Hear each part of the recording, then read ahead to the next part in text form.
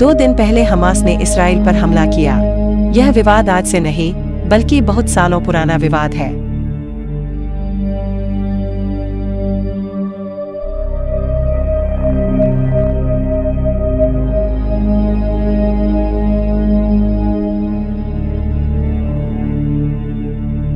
यरूशलेम दुनिया की एकमात्र ऐसी जगह है जहां दुनिया के 3 बड़े धर्म इस्लाम, ईसाई और यहूदी अपना पवित्र स्थल होने का दावा करते हैं।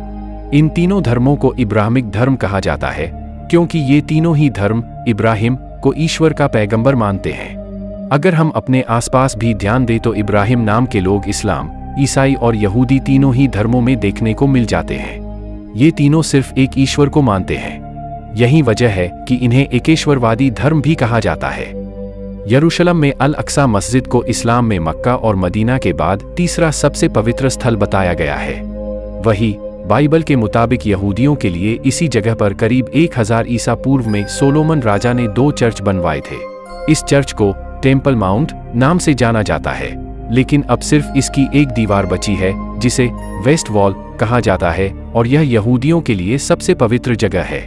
इन चर्चों को बेबीलोन से लेकर रोमन एम्पायर ने अतीत में कई बार ध्वस्त भी किया।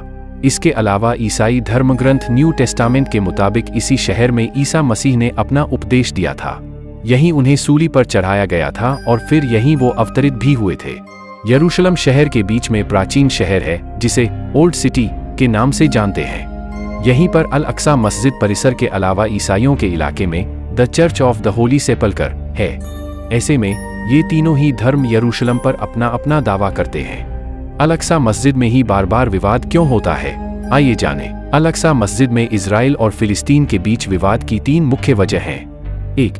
यहूदियों के लिए सबसे पवित्र स्थल टेम्पल माउंट और मुसलमानों के लिए अल अक्सा मस्जिद और डोम ऑफ द रॉक एक ही परिसर में स्थित है।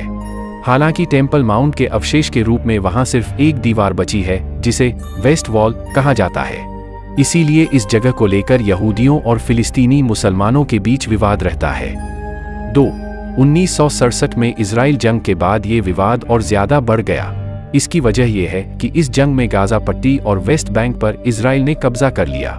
इससे पहले ये इलाका जॉर्डन के कब्जे में था।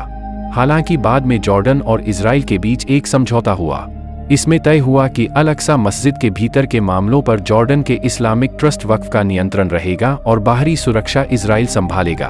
ऐसे में कई बार सुरक्षा को लेकर इजराइल की पुलिस मस्जिद में घुस जाती है। इससे जंग जैसे हालात हो जाते हैं।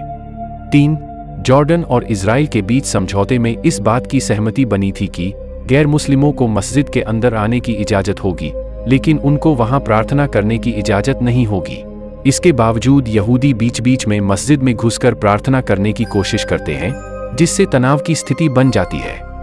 Bureau report, Zamzam news India.